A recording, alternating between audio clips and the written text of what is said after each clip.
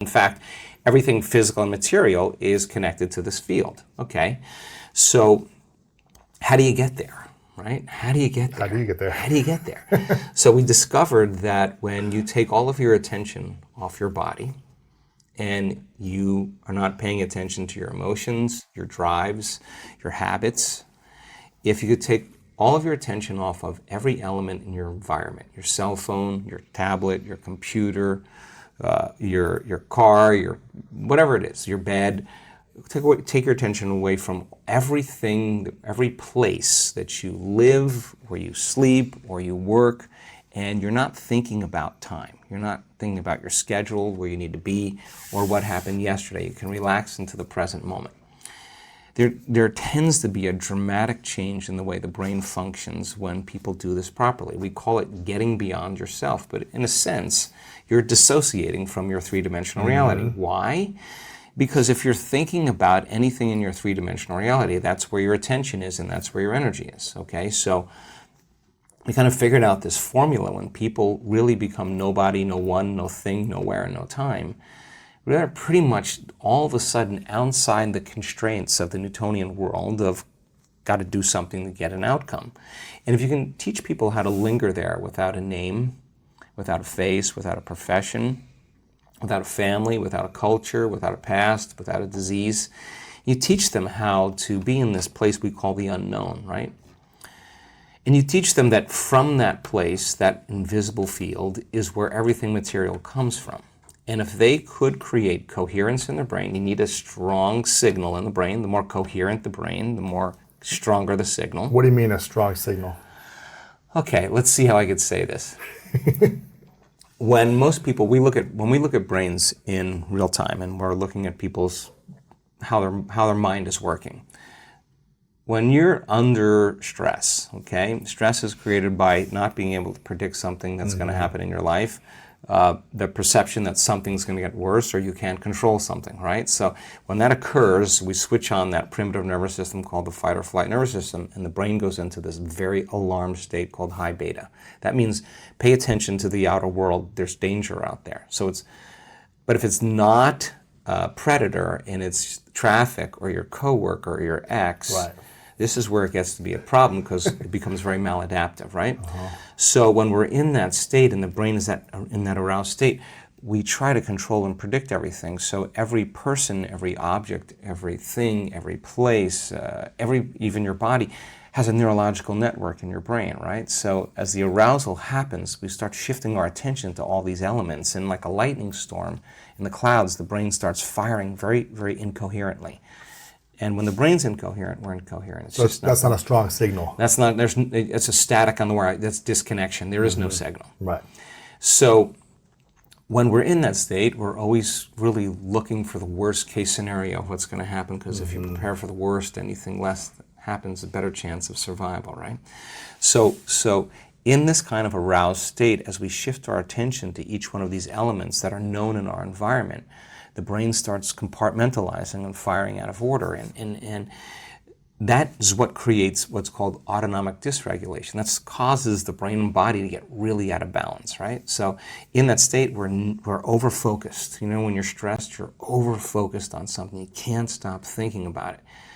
Our research shows that when you do that, you actually make your brain worse because you're analyzing your problems within some disturbing emotion, and that emotion is driving you further out of balance. You're actually knocking your brain and body out of balance by thought alone, and you're driving it into these more aroused states, right? For someone that's been living like that for decades, that's their base state. How do they even realize how to get out of that? They don't. Usually it takes crisis, right? It takes trauma. Extreme breakdown. Yeah, breakdown. A loss, a death, all of a that. Breakup, a divorce, a near bankruptcy, whatever it is, a disease, a diagnosis, whatever. Something where you just can't go on business as usual. Now it's time to really start looking, right? They have to wake up then. Yeah. So let's get back to the concept of abundance here, because you need a strong signal in this field. Right. So then, if you can teach people to do the exact opposite, go from putting all of their attention on everything physical and material in the world of separation, and instead of narrowing their focus on something material, ask them to broaden their focus and put it on nothing. Now, I know that sounds kind of crazy, but when you put your attention on space and you divert your attention, the act of sensing without thinking actually starts to slow the brainwaves down. Not only slow it down, but all of a sudden cause the brain to start reintegrating, starts to synchronize, right? And so you see different compartments of the brain that were firing out of order start to resonate. They start to communicate. They're all of a sudden synchronizing, and what syncs in the brain kind of links in the brain. So when a person has their whole entire brain firing in rhythm, that's a very strong signal that you can send out into the field. So when that signal is strong in that position, what can you create from that space? Okay, but that's only one element. Okay. So then the clear intention tends to be a very important element that we have to get down. And the more coherent the brain, the more clear the signal for that intention. So with intention and attention, we could actually make thought more real than anything else. Now, what is that? You're saying, what would it be like to be wealthy? What would it be like to be abundant? What would it be like to have all my needs met? What would it be like to have more than I need? What would I do if I had everything I ever wanted? The answer always is the same. You start giving stuff away. Because if an abundant person is truly abundant, why would they hold on? They would say, I'm not in lack. There's more for everybody, okay? Turns out, though, that the signal sent out isn't enough. You have to draw the experience back to you. And so you send the signal out to, it's coherent brain, financial freedom, whatever abundance, all these different things. Right. Whatever that is for you. Whatever that is for you. You're putting that out there with your signal, with the intention and the attention. Right. And then how do you draw it to you? So in the physical world, in the physical world, you got to go get it. You got to do something. This is the plane of demonstration. You got to go get it, and when you're in lack until it occurs, right? But I'm hearing you say there's a way to not chase but attract. All right. So if you're creating from the field instead of from matter, right? There's a very strong possibility that you'll shorten the distance between the thought of what you want and the experience of having it. And when there's a vibrational match between your energy and that future that you want to experience, now if you're creating from the field, you actually don't go anywhere to get it. You actually draw it to you. So here comes the synchronicities, the serendipities, the coincidences, the opportunities, and they come out of nowhere. And you say, I don't understand. I didn't do anything. Well, you changed your energy. And so then the other element is a coherent heart, right? And the heart has a magnetic signature. And the magnetic signature is what draws reality to us, right? So you combine that clear intention with a coherent brain. Now here's the key. This takes practice. Yes. Because the person who's living in lack is usually unworthy, is usually insecure, is usually in their past, they're usually frustrated, they're usually impatient, they're usually resentful because nothing's changing out there because it's taking too long. Well, everything takes a lot of time when you do matter to matter, right? So then if you teach them, okay, we know all about that. We know the story behind that. We know what your parents told you about money, all that other. Don't worry about it. Don't worry about it. But now let's do something that would be really cool.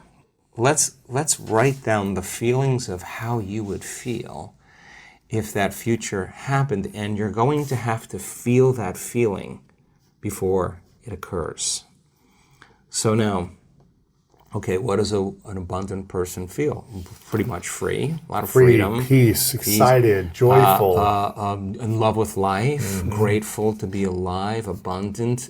Okay, now let's practice feeling those. Turns out when you're feeling those other emotions like resentment and impatience and frustration, you're stepping on the gas pedal, you're just turning on the sympathetic nervous system, and you're stepping on the brake. At the same time, which is you're angry, you're frustrated, but the fight or flight nervous system says run, fight, or hide, and you're sitting in a Zoom meeting and your neck is pulsating is because the heart is beating against the closed system, right? You're not using it in an adaptive way. So the heart starts firing out of order. It starts firing incoherently, and incoherent waves cancel each other out. It's called destructive interference, and then we stop trusting our future. Energy leaves the heart.